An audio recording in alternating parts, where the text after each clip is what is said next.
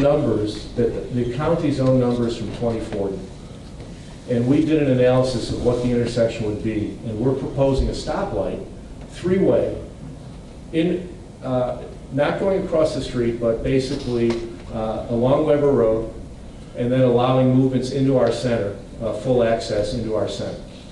That three-way stoplight does not affect movement through Weber Road, improves 135th and Weber compared to what, using the county's own numbers, so the intersection's improved, traffic is not slowed down. The key thing that we thought of, and we needed, and I give Ewald Hamilton a lot of credit, and Steve Goulden from Romeoville, who really came up with the idea, was not to affect the operations and not to affect safety. And what we have is a plan that is both safe and operationally has actually improved the intersection. The county's consultant has reviewed it. With one exception, they talked about left turn movements being delayed. We have enough room to create a turn bay that will solve that issue. So operationally, it's going to be the same. Safety, it's going to be the same. 135th is going to be better. And we use their own numbers. And in fact, we were actually used a more stringent set of criteria. Under the plan that the county used, the left turn movement's unprotected, i.e. no left turn arrow. And that movement into a three-turn lane violates some of the guidelines that have been established. So we used the left turn arrow, which is the reason why we slowed down traffic. So we've done everything we can to make this safe. We've done everything we can to make this operational. And we are seeking an exception to the guidelines, because we don't meet warrants and we don't meet the SRA guidelines, to allow this center not to become blighted, which we think is a critical intersection in Romeoville. And we're seeking that help. Without it, we'll lose the shopping center because it's not leasable.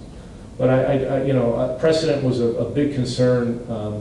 And as I said, I don't think this center would have been built if it was today. I know that. When we came in, we were given the land we were given. We built it. Romeoville was happy with what we did. Obviously, times have changed, but it's really destroying what we have there. And so, if you have an opportunity, we can actually show you the Synchro study that shows how the traffic works, or we can come back if we can get on the agenda to get into the details of all of this. But again, I think we've made it safe. I think we've made it operationally proper. We've met all the guidelines, and turn it over to Ross if you want to see the study, and we can talk about that also. Who is Ross? Oh, over here. All right. How long would this take? I can get through it in about 5 minutes. Okay, go ahead. All right, so let me open up the traffic model here. This is for afternoon traffic. This is how it's going to be built, how it'll look in 2040 with 2040 traffic. I'll move so it's a little hard to see if we can get those lights off. But so this is what it'll look like up here. We got Grand up here, and if I go down, here's 135th. See, it's nice and widened out. You got 3 through lanes each direction, double left turn lanes, all that nice stuff that you guys are building out there. I can show you an animation of how it'll work with cars out there. And speed up a little. So here's how it'll look down at 135th. Let me zoom in. You can see it. So now we got a double left turn lane coming out of 135th here. Double left turn lane southbound to turn left onto 135th. And basically this dual left turn lane is backing up pretty far past the exit from the shopping center and blocking people from getting out, because there's a lot of people on 135th, so it's basically dead ending into Weber Road, and everyone wants to turn onto Weber. So you got all that traffic there. Right now, to get into the shopping center, the way it works now, people have to come down Weber Road, make a left turn on 135th, and make a left turn in, which they won't be able to do at their meeting. And to get out, they make a right turn out of the shopping center, and then either a right or a left onto Weber Road. So now I'll show you a model with the traffic signal to get in and out of the shopping center. And now this traffic signal is here in the middle, which is not little, so it's about halfway between Weber and, or halfway between 135th and Grand. And it's basically all the traffic, some of the traffic that would have been turning a southbound left onto 135th is now making a southbound left at the proposed signal. And a lot of the traffic that would have been turning out of 135th onto Weber is turning out at this proposed signal. So since there's less traffic on on the side street on 135th, it's better for Weber Road because we can give more green time to Weber Road. So I'll show you a quick animation here. And the way the animation works, blue cars are turning left, white cars are going through, and yellow cars are turning right. And we speed it up so it goes a little faster. So now, as you can see, there's less traffic here on 135th making this left turn. Slightly less people making the southbound left turn because they're turning up here. And one of the benefits of this intersection being so busy is that the light for people on Weber Road is actually red longer than it's green because there's so many people on 135th turning off and so many people making these left turns that the through movement on Weber Road is green for, I think, 63 seconds and then red for 77. And that's from the IDS that the county put together when they're building this intersection and what it will look like. So since it's red for so long, that 77 seconds is more than enough time to let people out of this proposed signal while the light is red at 135th. So as you can see right now, people are turning out of this proposed signal and nothing's happening down here. 135th is going. There's no one stopped, and then it starts up again.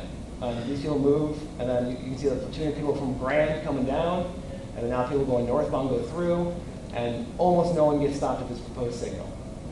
So it really has very little impact on through traffic on Weber Road, and it improves traffic at 135th by taking turning movements away from them. One note I'd like to point out is that in the report that the county's engineers put together, is they mentioned that we showed higher delays for the left turns. And as Bill said, that's because we only allow people to turn on the green arrow. There'll be red arrows, so they can't turn any other time, which is how it will be designed, because there's dual left turns, and you're crossing 3 through lanes, which standards nowadays require a left on green arrow only. And in their model, they allow people to turn on the arrow or on the green ball, which will not be the case in the future. So as you can see, most of the through traffic on Weber is not stopping at this proposed signal, and it improves traffic on 135th. That's everything. So, either Bill want to talk? If anyone has any questions.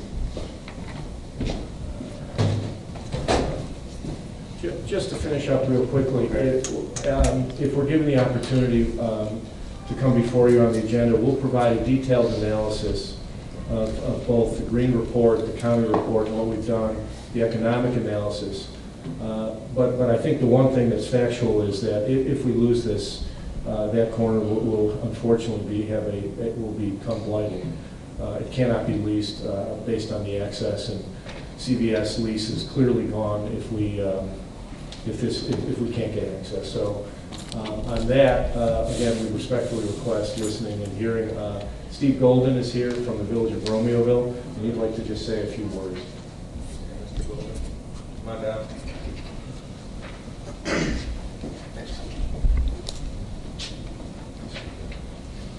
Good morning.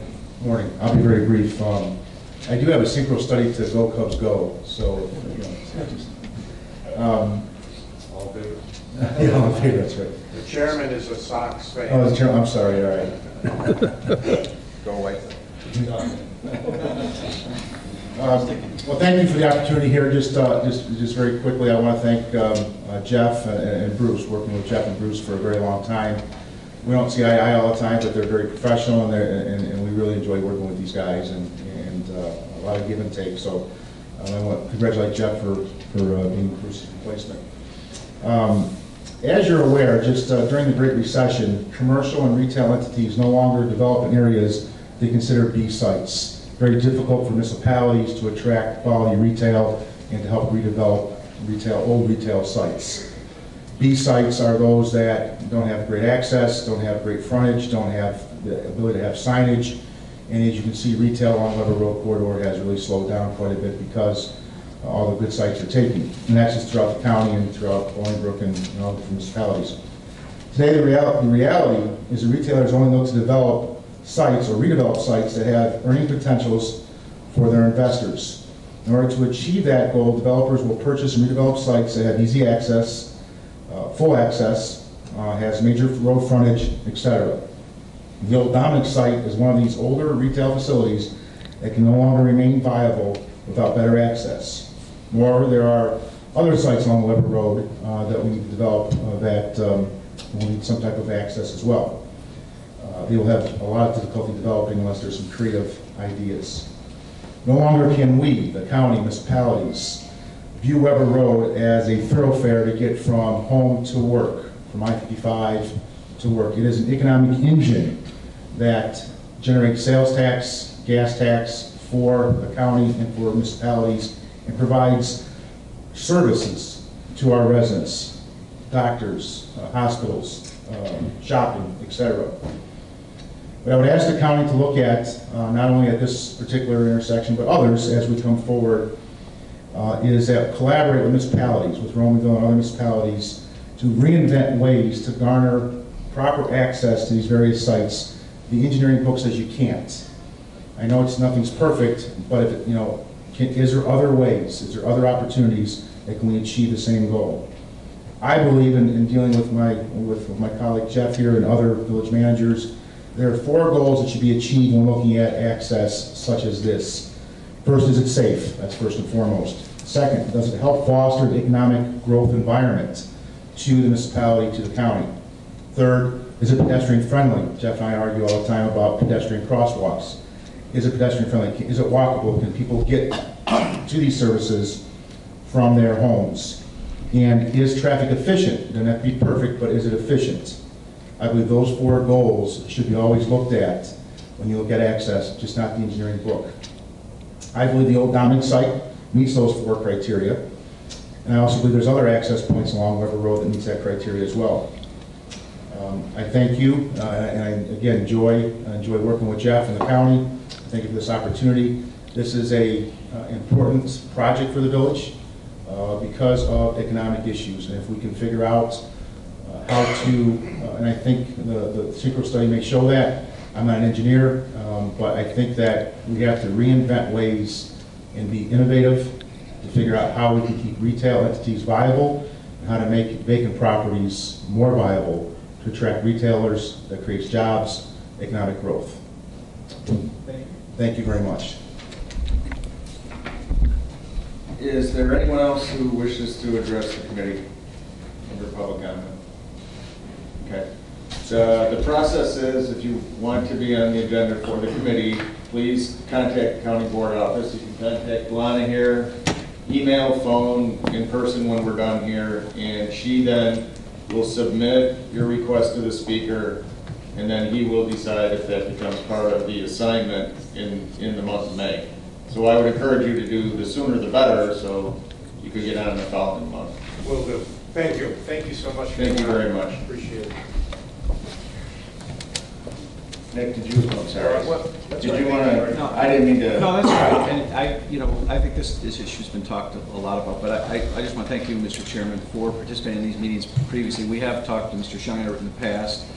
He has met with the Highway Department, and the Executive's Office is supportive of at least looking deeper into this because, as Steve mentioned, we're working closely with municipalities, trying to create economic development, do it efficiently, and we think this is a unique case. Other parts of Weber Road where it's green grass construction, they've designed it appropriately. If you go further south, you'll notice the buildings are further back with the access further back. This is an existing site, and it was there before Weber Road became what it is today. But the one issue I think we're going to have to look at going forward along Weber Road is how much of a value is placed on moving cars just quickly as the mayor of Romanville says, it's not just to get you from Joliet to Naperville.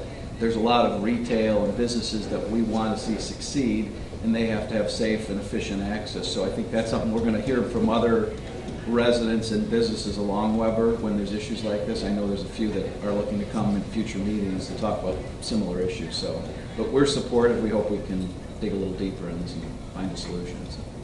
Very much. Can I say something? Yes. Really quick, I just wanted to say, I find it interesting, because Nick, this is the second time you've made a comment about this on Weber Road. Then why did the mayors and managers go out and get grants to have those synchronized lights to have Weber Road? Yeah, you can still synchronize it, Suzanne. I'm just saying, you were saying they don't want them to stop, the mayors. They want them to stop when they're in front of businesses. We're just not flying people by I mean, we're trying to create economic development here in Will County. I was just kind of thinking that on the way in. Well, it's not, they're not incompatible goals. All right, Steve, yes. I just had a comment, you know, when we're talking about economic development in cities, the race barrier medians, like we're going to have in Homer and Lockport on 159th Street and Bell Road, those things do not help at all in economic development. So, you know, when you're talking about one thing, and we got to help economic development, and then on the other side of the coin, you got an issue like race barrier medians in a town that says they don't want them. Then, what, you know, where are we at? We pick an A and B, or what's the middle road, or what are we doing there? That's just a question I have. You know, why if Romeoville wants something, and I think it's a great idea, and I agree with it, but why can't Homer Glen just say we don't want the barriers, put in 2 wide left turn lanes? Or just as they're, from the studies I read, they were 3% less safe. But 3% of 0 is 0, because there's been 0 head-on accidents there. So just a point of conception. Are you directing that to me or the highway? I'm telling you, because you're talking about economic development, Well, Nick, Steve, and then the next time when I talk about race barriers, you're going to be against See, it. we don't direct that. That's the Department of Transportation that does that. So I think you should direct it to them. And me and Bruce went round and round about this You're stuff. the But committee that's I'm just directing. saying, we're going round and round all the time about it. Yeah, on one side it's okay, the other side it's not. So it's the argument of who makes the decisions, what's good and what's bad. I want to be on that committee. Okay, oh, sorry, Mr. Sanger. Keep it brief, but I think the real question here is about, as I argued with Shelley, and as I argued with Bruce, is what is the purpose of a county highway as the county continues to grow and develop? Certainly, the purpose of a county highway, when planned, when built, as originated, was to move traffic from point A to B, just like I-80 does, or I-55, or what have you. It is a county highway, not an avenue or a street. That's the purpose of those highways. But our reality is that places like Weber Road, even closer to me, like Laraway Road, not so much today, but as you can see it progressing in the future, you know, those are turning into and developing far more as regional arterials with at a minimum quarter-mile access, sometimes half-mile, but usually a quarter-mile access. That's our reality that we have to try to wrestle with. So this is as much about what is the purpose of the road discussion as it is about whether or not you have an access granted just a little bit north of 135th Street and with it is less than that quarter-mile criteria. That's the real question, what's the purpose? And I think that just like a lot of things in life, we're not going to have to make a black-white decision that this is going to be gray, because that is going to be our reality, that in places like this, whether we wish it was more pure in the sense that, you know, county highways would just transport people from A to B, the reality is that isn't the way they're working. We've seen in a lot of places, especially in more populated areas and in areas that are more urban, where access, you know, far closer than a quarter of a mile on a state highway is done all the time. And go through Chicago. It happens constantly. And we see that in suburban areas like Oak Park. We see it all throughout. Well, look at Drive Cicero from, let's say, you know, I-80 all the way up to Midway. And that's a state highway. So I think our reality is that, you know, as we have grown, and, you know, we've been on this committee since the county was 400,000 people, now we're over 700,000 people, and the world has changed. So I think that we're going to have to recognize those changes as it relates to just the reality of how, you know, traffic is going to move on our county highways. But I think that's the heart of it. That's what you were talking about, that Steve was talking about, that's what Suzanne kind of referenced. And so is from a I guess basis standpoint, that's where we are. We can continue to talk about it. Thank you. Anyone else? Okay. I have no announcements today. Phil, any need for an executive session? No, none today. Okay. I guess we're in line for adjournment then. Second. All in favor? Aye. Thank you.